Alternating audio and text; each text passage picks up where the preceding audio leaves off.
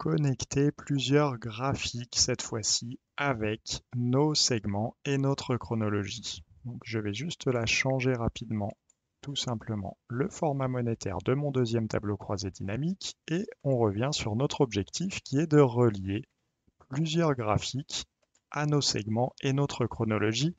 Et en fait, vous allez le voir, c'est comme si c'était déjà fait, c'est-à-dire que quand on va venir insérer ici un tableau croisé, un graphique croisé dynamique, eh bien on clique sur notre tableau croisé dynamique dans l'onglet Analyse, graphique croisé dynamique, et on va par exemple pouvoir insérer ce type de graphique. Donc notre graphique est inséré directement ici.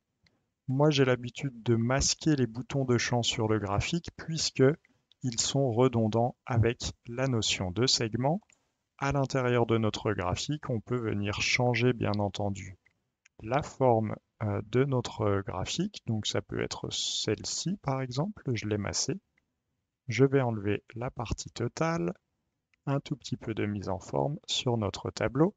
Et là on retrouve fraises, framboises, kiwi, poire et la répartition sur nos différentes régions automatiquement.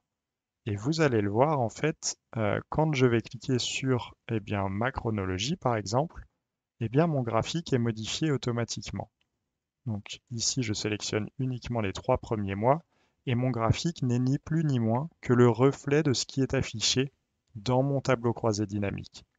Donc la réponse à la question de cette vidéo finalement c'est de se dire si mes tableaux croisés dynamiques sont reliés à mes segments et à ma chronologie, eh bien les graphiques qui découlent de ces tableaux croisés dynamiques seront également reliés automatiquement à ma chronologie et à mes segments.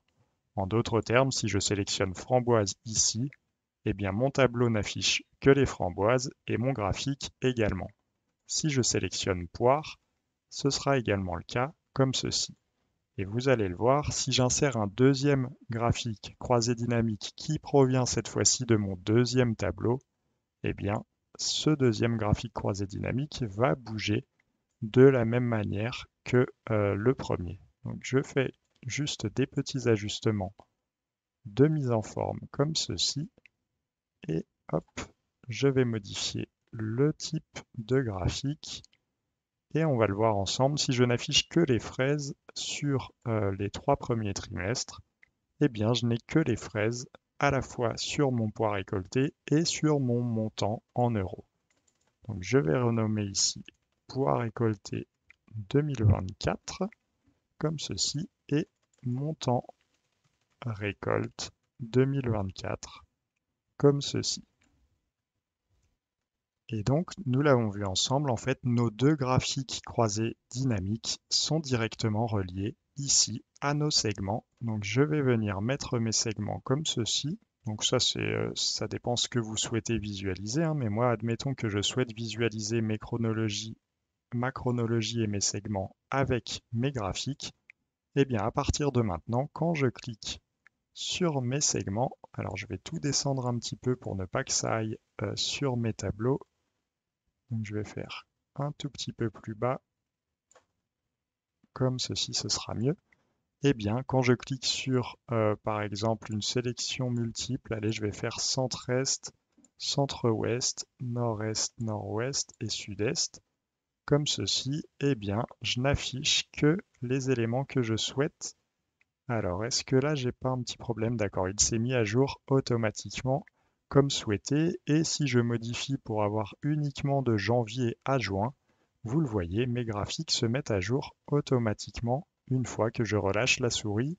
Donc je peux jouer sur mes différents segments et mes graphiques affichent automatiquement les informations sélectionnées.